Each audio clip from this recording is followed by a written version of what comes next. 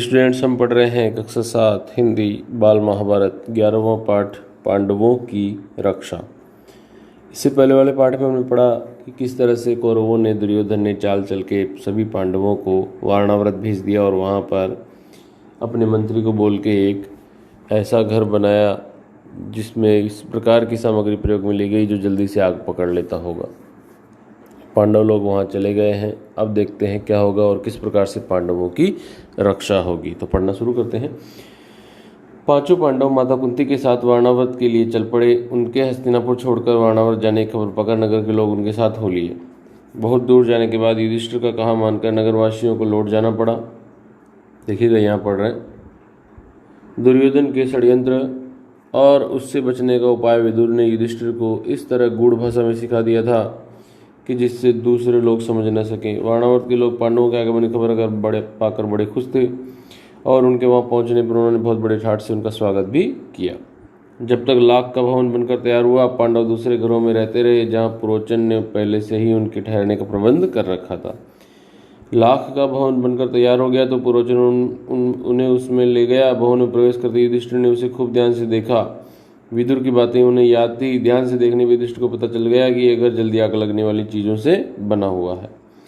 युधिष्ठिर ने भीम को यह भेद बता दिया, पर साथ ही उसे सावधान करते हुए कहा, यद्यपि ये साफ मालूम हो गया कि यह स्थान खतरनाक है, फिर भी हमें विचलित नहीं होना है। विचलित होना मतलब बेचैन हो जाना, परेशान हो जाना, अर्थात हमें ऐसा शो करना है जैसे हमें कुछ पता ही नहीं है। पुरोचन को इस बात का जरा भी पता न लगे कि उसके षड्यंत्र का भेद हम पर खुल गया है। षड्यंत्र मतलब उसकी साजिश, उसने जो चाल चली है उसका भेद, उसका राज, उसका सीक्रेट खुल गया है, ऐसा उसको पता नहीं लगने देना है। ऐसा युधिष्ठिर ने भीम से कहा। आगे देखो। मौका पाकर हमें यहाँ से, अभी यहाँ पढ़ रहे हैं, ध्यान देना। मौका पाकर हमें यहाँ से निकल भागना होगा, पर अभी हमें जल्दी से कोई काम नहीं करना चाहिए जिससे शत्रु के मन में जरा भी संदेह पैदा होने की संभावना हो। युधिष्ठिर की सलाह को भीमसेन सहित सब भाइयों तथा कुंती ने मान लिया। वे उसी लाख के भवन में रहने लगे। इतने में विदुर का भेजा हुआ एक सुरंग बनाने वाला कारीगर वारणावत नगर में आ पहुंचा। उसने एक दिन पांडवों का किले में पाकर उन्हें अपना परिचय देते हुए कहा, आप लोगों की भलाई के लिए हस्तिनापुर से रवाना होते समय विदुर ने युधिष्ठिर से सांकेतिक भाषा में जो कुछ कहा था वह बात मैं जानता हूँ। यही मेरे सच्चे मित्र होने का सबूत है। आप मुझ पर भरोसा रखें। मैं आप लोगों की रक्षा का प्रबंध करने के लिए आया हूँ, ऐसा एक नौकर ने उनके सेवक ने कहा। इसके बाद वह कारीगर महल में पहुंच गया और गुप्त रूप से कुछ दिनों में ही, गुप्त मतलब सीक्रेट रूप से, उसमें एक सुरंग बना दी। सुरंग क्या होती है भाई? अंडरग्राउंड जमीन के अंदर से होते हुए खोद करके रास्ता बना दिया जाता है। इस रास्ते से पांडव महल के अंदर से नीचे चार दीवारी और गहरी खाई को लांघकर सुरक्षित बेखट के बाहर निकल सकते थे। यह काम इतने गुप्त रूप से और इस खूबी से हुआ कि पुरोचन को अंत तक इस बात की खबर न होने पाई। पुरोचन ने लाख के भवन के द्वार पर ही अपने रहने के लिए स्थान बनवा लिया था। इस कारण पांडवों को भी सारी रात हथियार लेकर चौकन्ने रहना पड़ता था कि कहीं बाहर से हमला न कर दे। आगे देखते हैं, अगले पेज पर चलते हैं। ये देखिएगा, आपको दिखाई दे रहा होगा किस तरह से ये लोग सुरंग बना करके उसमें से बाहर निकले। अभी हम इसी के बारे में पढ़ेंगे। एक दिन पुरोचन ने सोचा कि अब पांडवों का काम तमाम करने का समय आ गया है। समझदार युधिष्ठिर उसके रंग से ताड़ गया। ताड़ना मतलब पहचान जाना, समझ जाना कि वह क्या सोच रहा है। युधिष्ठिर की सलाह से माता कुंती ने उसी रात को एक बड़े भोज का प्रबंध किया। नगर के सभी लोगों को भोजन कराया गया। बड़ी धूमधाम रही, मानो कोई बड़ा उत्सव हो। खूब खा पीकर भवन के सब कर्मचारी गहरी नींद में सो गए। पुरोचन भी सो गया। आधी रात के समय भीमसेन ने भवन में कई जगह आग लगा दी और फिर पांचों भाई माता कुंती के साथ सुरंग के रास्ते अंधेरे में रास्ता टटोलते टटोलते बाहर निकल गए। भवन से बाहर वे निकले ही थे कि आग ने सारे भवन को अपनी लपटों में ले लिया। पुरोचन के रहने के मकान में भी आग लग गई। सारे नगर के लोग इकट्ठे हो गए और पांडवों के भवन को भयंकर आग की भेंट होते देखकर हाहाकार मचाने लगे, अर्थात वो बहुत ज़्यादा घबरा गए। कौरवों के अत्याचार से जनता क्षुब्ध हो उठी, अर्थात दुखी हो गई और तरह तरह से कौरवों की निंदा करने लगी कि ये कौरवों का ही काम है, उन्होंने जला के मारा है। क्योंकि लोगों को नहीं पता ना कि पांडव वहाँ से निकल गए। वो तो समझ रहे हैं कि पांडव अंदर ही और बेचारे मर गए हैं। लोग क्रोध में नाप शनाप बकने लगे, हाय तौबा मचाने लगे और उनके देखते देखते सारा भवन जलकर राख हो गया। पुरोचन का मकान और स्वयं पुरोचन भी आग की भेंट हो गया। पुरोचन कौन है आप जानते ही, पिछली क्लास में बता दिया था। ये दुर्योधन का एक मंत्री था। उसी ने ये षड्यंत्र रच करके ये इस प्रकार का एक महल बनाया था जो जल्दी से आग पकड़ लेता होगा। आगे देखिए तो पुरोचन भी मर गया। वारणावत के लोगों ने तुरंत ही हस्तिनापुर में खबर पहुंचा दी कि पांडव जिस भवन में ठहराए गए थे वो जलकर राख हो गया और भवन में कोई भी जीता नहीं बचा। जीता न मतलब जिंदा जीवित। धृतराष्ट्र और उनके बेटों ने पांडवों की मृत्यु पर बड़ा शोक मनाया। वे गंगा किनारे गए और पांडवों तथा कुंती को जलांजलि दी। जलांजलि क्या होती है भाई? घर में एक यदि कोई किसी की मृत्यु हो जाती है तो फिर जल हाथों में लेकर के उसको समर्पित किया जाता है, उसे जलांजलि दी देना बोलते हैं। फिर सब मिलकर बड़े जोर जोर से रोते और विलाप करते हुए घर लौटे, परंतु दार्शनिक विदुर ने शोक को मन ही मन में दबा लिया, अधिक शोक प्रदर्शन न किया। इसके अलावा विदुर को यह भी पक्का विश्वास था कि पांडव लाख के भवन से बचकर निकल गए होंगे। पितामह भीष्म ने मानव शोक के सागर में थे, पर उन्होंने विदुर ने धीरज बंधाया। विदुर ने धीरज बंधाया और पांडवों के बचाव के लिए किए गए अपने सारे प्रबंध का हाल बताकर उन्हें चिंता मुक्त कर दिया।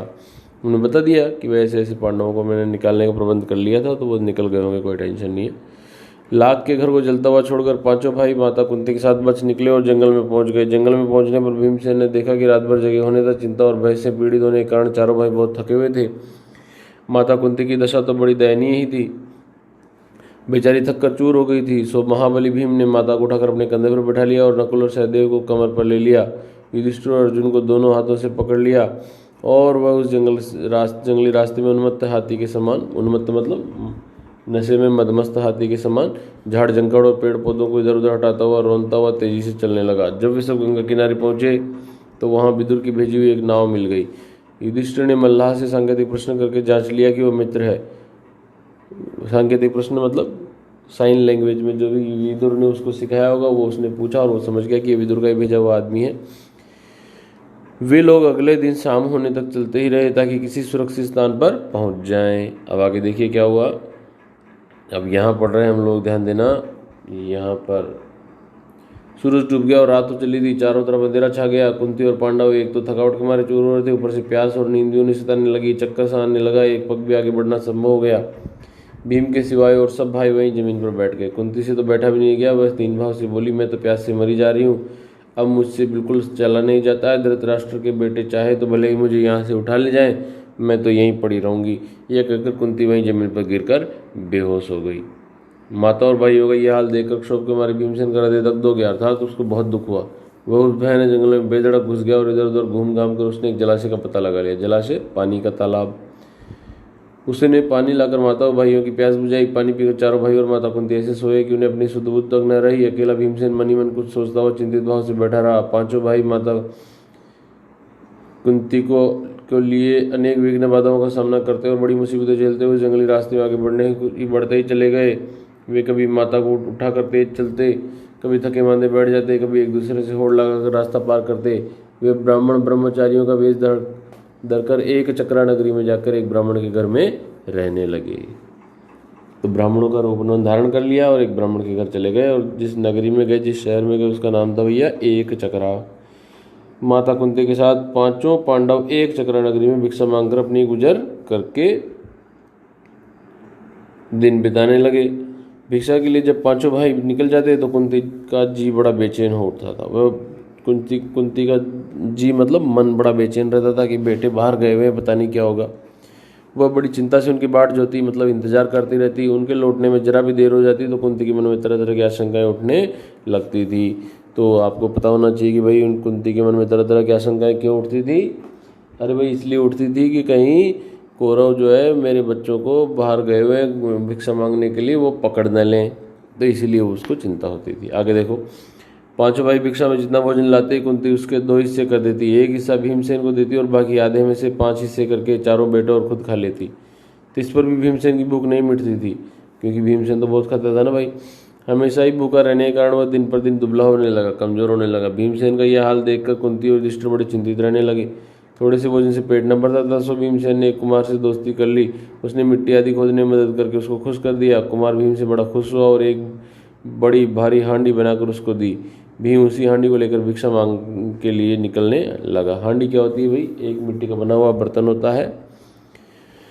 उसका विशाल शरीर और उसकी वो विलक्षण हांडी देखकर बच्चे तो हंसते हंसते लोटपोट ही हो जाते। जब वो भिक्षा मांगने जाता, भीख मांगने जाता, तो बच्चे तो उसको देख करके हंसते जो, अरे बाप रे कितना बड़ा तो ये है और इसकी मटकी भी कितनी बड़ी सारी है। ऐसा बच्चे देख देख के हंसते। एक दिन चारों भाई भिक्षा के लिए गए अकेला भीमसेन ही माता कुंती के साथ घर पर रहा। इतने में ब्राह्मण के घर के भीतर से बिलक बिलक कर रोने की आवाज़ आने लगी। अंदर जाकर देखा कि ब्राह्मण और उसकी पत्नी आंखों में आंसू भरे सिसकियाँ लेते हुए एक दूसरे से बातें कर रहे हैं। अब आप सोच रहे होंगे कि अंदर ब्राह्मण कौन रोने लगा। अरे भैया, आपको बताया तो था ना, ये लोग एक चक्रा नगरी में एक ब्राह्मण के घर पे जाकर के रह रहे थे। तो उसी ब्राह्मण के परिवार में जो ब्राह्मण और उसकी पत्नी थी वो दोनों रो रहे थे। देखते हैं क्यों रो रहे थे, आगे बढ़ते हैं। ब्राह्मण बड़े दुखी हृदय से अपनी पत्नी से कह रहा था, कितनी ही बार मैंने तुम समझाया कि संदेह नगरी को छोड़कर कहीं और चले जाएं, पर तुम नहीं मानी। यही हट करती रही कि ये मेरे बाप दादा गाँव है, यहीं रहूंगी। बोलो अब क्या कहती हो? अपनी बेटी की भी बलि कैसे चढ़ा दूं और पुत्र को कैसे काल कवलित होने दूं? काल कवलित मतलब काल का घास, मृत्यु के मुंह में जाने दूं। अब आप सोच रहे होंगे अचानक से ब्राह्मण की बेटी क्या होने वाला है। अरे भैया, ये एक बड़ी मज़ेदार कहानी है। आप देखेंगे आगे एक राक्षस आएगा इस कहानी में और भीम कैसे उनको बचाएगा, देखते हैं। यदि मैं शरीर त्यागता हूँ तो फिर इन अनाथ बच्चों का भरण पोषण कौन करेगा? हाय, मैं अब क्या करूँ? और कुछ करने से तो अच्छा उपाय ये है कि सभी एक साथ मौत को गले लगा लें, अर्थात हम सभी उस राक्षस के पास चले जाएं, यही अच्छा होगा। कहते कहते ब्राह्मण सिसक कर रो पड़ा। ब्राह्मण की पत्नी रोती रोती बोली, प्राणनाथ, मुझे मरने का कोई दुख नहीं है। मेरी मृत्यु के बाद आप चाहें तो दूसरी पत्नी ला सकते हैं। अब मुझे प्रसन्नतापूर्वक आज्ञा दें ताकि मैं राक्षस का भोजन बन जाऊं। तो देखा आपने, मैंने कहा था ना एक राक्षस आएगा कहानी में, ये राक्षस आ गया है। कहानी इस प्रकार की है कि उस गांव के पास में राक्षस रहता था और वो राक्षस गांव में से हर रोज किसी न किसी परिवार के एक सदस्य को बुलाता था खाने के लिए। तो आज ब्राह्मण के परिवार की बारी थी, तब कौन जाएगा? तो इसलिए वो लोग रो रहे हैं। तो देखते हैं आगे क्या हुआ। पत्नी की ये व्यथा भरी बातें सुनकर ब्राह्मण से नर आ गया। वो बोला, प्रिय, मुझसे बड़ा दुरात्मा और पापी कौन होगा जो तुम्हें राक्षस की बलि चढ़ा दे और खुद जीवित रहे? माता पिता को इस तरह बातें करते देखकर ब्राह्मण की बेटी से नर आ गया और उसने करुण स्वर में कहा, पिताजी, अच्छा तो यह है कि राक्षस के पास आप मुझे भेज दें। सबको इस तरह रोते देखकर ब्राह्मण का नन्हा सा बालक पास में ही पड़ी हुई सूखी लकड़ी हाथ में लेकर घुमाता हुआ बोला, उस राक्षस को तो मैं नहीं छोड़, मैं ही इस लकड़ी से इस तरह जोर से मार डालूंगा। ऐसा ब्राह्मण के बेटे ने कहा। कुंती खड़ी खड़ी ये सब देख रही थी। अपनी बातें कहने का उसने ठीक मौका देखा। वह बोली, है ब्राह्मण, क्या आप कृपा करके मुझे बता सकते हैं कि आप लोगों के इस असमय दुख का कारण क्या है? ब्राह्मण ने कहा, देवी सुनिए, इस नगरी के समीप एक गुफा है जिसमें बक नामक एक बड़ा अत्याचारी राक्षस रहता है। पिछले 13 वर्षों से नगरी के लोगों पर बड़े जुल्म ढा रहा है। कितने वर्षों से जा रहा था भाई? अरे भाई 13 वर्षों से, 13 ईयर्स से। इस देश का राजा जो वैत्रकीय नाम के महल में रहता है इतना निकम्मा है कि प्रजा को राक्षस के अत्याचार से बचा नहीं रहा है। इससे घबराकर नगर के लोगों ने मिलकर उससे बड़ी अनुनय विनय की कि कोई न कोई नियम बना ले। बकासुर ने लोगों की ये बात मान ली और तब से इस समझौते के अनुसार ये नियम बना हुआ है कि लोग बारी बारी से एक एक आदमी और खाने की चीज़ें हर सप्ताह उसके पास पहुंचा दिया करते हैं। इस सप्ताह में उस राक्षस को खाने के लिए आदमी और भोजन भेजने की बारी हमारी है। अब तो मैंने यही सोचा है कि सबको साथ लेकर ही राक्षस के पास चला जाऊंगा। आपने पूछा सो आपको बता दिया। इस कष्ट को दूर करना तो आपके बस में भी नहीं है। ब्राह्मण की बात का कोई उत्तर देने से पहले कुंती ने भीमसेन से सलाह की। उसने लौटकर कहा, विप्र ब्राह्मण को कहते हैं, आप इस बात की चिंता छोड़ दी। मेरे 5 बेटे हैं, उनमें से आज एक राक्षस के पास भोजन लेकर चला जाएगा। ऐसा कुंती ने कहा। तो सुनकर ब्राह्मण चौंक पड़ा और बोला, आप भी कैसी बातें कहती है? आप हमारी अतिथि हैं, मेहमान हैं, हमारे घर में आश्रय लिए हुए हैं। आश्रय लेना मतलब होता है सहारा लेना। आपके बेटे को मौत में मुंह में भेजूं मैं? ये कहाँ का न्याय है? मुझसे यह नहीं हो सकता है। कुंती को डर था कि यदि ये बात फैल गई तो दुर्योधन और उसके साथियों को पता लग जाएगा कि पांडव एक चक्रा नगरी में छिपे हुए।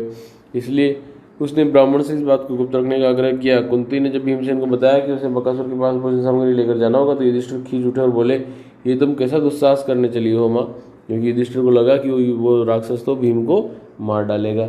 आगे देखते हैं। युधिष्ठिर की इन कड़ी बातों को उत्तर देते हुए कुंती बोली, बेटा युधिष्ठिर, इस ब्राह्मण के घर में हमने कई दिन आराम से बिताए हैं। जब इन पर विपदा पड़ी है तो मनुष्य होने के नाते हमें उसका बदला चुकाना ही चाहिए। मैं बेटा भीम की शक्ति और बल से अच्छी तरह परिचित हूँ। तुम इस बात की चिंता मत करो। हमें वारणावत से यहाँ तक उठा लाया, जिसने हिडिम्बा का वध किया। हिडिम्बा एक राक्षसी का, हिडिम्बा एक राक्षस का नाम है भाई। उस भीम के बारे में मुझे न तो कोई डर है न चिंता। भीम को बकासुर के पास भेजना हमारा कर्तव्य है। इसके बाद नियम के अनुसार नगर के लोग खाने पीने की चीजें गाड़ी में रखकर ले आए। भीमसेन उछलकर गाड़ी में बैठ गया। शहर के लोग भी बाजे बजाते हुए कुछ दूर तक उसके पीछे पीछे चले। एक निश्चित स्थान पर लोग रुक गए और अकेला भीम गाड़ी दौड़ाता हुआ आगे चला गया। उधर राक्षस मारे भूख के तड़प रहा था। जब बहुत देर हो गई तो बड़े क्रोध के साथ वो गुफा के बाहर आया। देखता क्या है कि एक मोटा सा मनुष्य बड़े आराम से बैठा हुआ भोजन कर रहा है। ये देखकर बकासुर की आंखें क्रोध से एकदम लाल उठी। इतने में भीमसेन की भी निगाह उस पर पड़ी। उसने हंसते हुए उसका नाम लेकर पुकारा, भीमसेन की डिठाई देखकर राक्षस गुस्से में भर गया और तेजी से भीमसेन पर झपटा। भीमसेन ने बकासुर को अपनी ओर आते देखा तो उसने उसकी तरफ पीठ फेर ली और कुछ भी परवाह न करके खाने में ही लगा रहा। खाली हाथों काम न बनते देखकर राक्षस ने एक बड़ा सा पेड़ जड़ से उखाड़ लिया और उसे भीमसेन पर दे मारा, परंतु भीमसेन ने बाएं हाथ पर उसे रोक लिया। दोनों में भयानक मुठभेड़ हो गई। मुठभेड़ मतलब युद्ध हो गया। भीमसेन ने बकासुर को ठोकरें मारकर गिरा दिया, मतलब पैरों से मारकर, और कहा, दुष्ट राक्षस, जरा विश्राम तो करने दे। आगे क्या हुआ देखते हैं आगे। थोड़ी देर सुस्ताकर भीम ने कहा, अच्छा अब उठो। बकासुर उठकर भीम के साथ लड़ने लगा। भीमसेन ने उसको ठोकरें लगाकर फिर गिरा दिया, अर्थात पैरों से मारा। इस तरह बार बार पछाड़ खाने पर भी राक्षस उठकर भिड़ जाता था। आखिर भीम ने उसे मुंह के बल गिरा दिया और उसकी पीठ पर घुटनों की मार देकर उसकी रीढ़ की हड्डी तोड़ डाली। राक्षस पीड़ा के मारे चीख उठा और उसके प्राण पखेरु उड़ गए, अर्थात वो मर गया। प्राण पखेरु उड़ जाना अर्थात मर जाना। भीमसेन उसकी लाश को घसीट लाया और उसे नगर के फाटक पर जाकर पटक दिया। फिर उसने घर आकर माँ को सारा हाल बताया। तो इस प्रकार से पांडवों की रक्षा हुई। इससे अगला जो पाठ है वो हम लोग अगली कक्षा में पढ़ेंगे। तो प्यारे बच्चों, आज के लिए इतना ही है। इस पाठ से कुछ प्रश्न मैं आपको भेजूंगा, वो आपको लिख के बताने होंगे। Thank you.